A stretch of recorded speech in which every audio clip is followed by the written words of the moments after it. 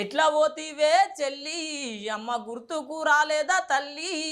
ఎట్లా పోతివే చెల్లి నాయన గుర్తుకు రాలేడా తల్లి. ఇక ఈ ముచ్చటింటే ఇట్లనే అంటారు మీరు కూడా. ప్రేమ కోసం ఇక మొత్తం మీద అవ్వయ్యని ఇడిచిపెట్టి పాయ్. అవ్వయ్యనేమో చిన్న బాధపడతలేరు ఓ గీడైతే. పాపం ఈ తండ్రిది గోస అంటే గోస కాదుల్లో.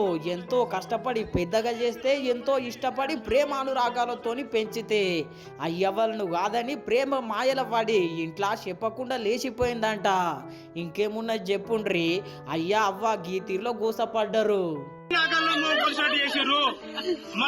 బిడ్డలారా నా బిడ్డను పీటేకొని మంచి కాలేజీలో చదివిస్తా. అమ్మలారా అయ్యా ఇట్లాంటి బిడ్డలను మీ పిల్లలకు అన్యాయం చేసుకోకూరి.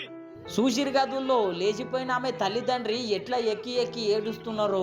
ఎంతో కష్టపడి పెద్ద కాలేజీలో కూడా చదివిపిస్తున్నారంట. నువ్వు ప్రేమ మాయల పడి గింత కథ అయింది. మళ్ళా అమ్మలారా అక్కలారా అయ్యలారా నా బిడ్డ పోయింది. నా బిడ్డను దొంగలు మోసం చేసిరు, ట్రాప్ చేసిరు. నా అమ్మాయిని ట్రాప్ చేసి మోసం చేసిరు. అమ్మలారా అక్కలారా నా బిడ్డ పోయింది. నా బిడ్డకు నా చుట్టే ఉండి నా కళ్ళ మోసం చేసిర్రు. అమ్మలారా బిడ్డలారా నా బిడ్డను పీటేకొని మంచి కాలేజీలో చదివిస్తా. అమ్మలారా అయ్యా ఇట్లాంటి బిడ్డలను మీ పిల్లలకు అన్యాయం చేసుకోకూరి.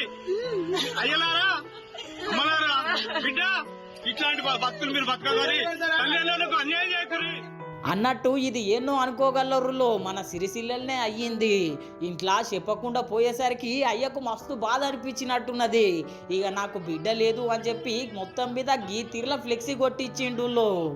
దొంగలు మోసం చేసిరు, ట్రాప్ చేసిరు. నా అమ్మాయిని ట్రాప్ చేసి మోసం చేసిరు. అమ్మలారా అక్కలారా నా బిడ్డ ఏంది. చూసిరు గదుల్లో అయ్యవ్వ ఎట్లా బాధపడుతున్నారో.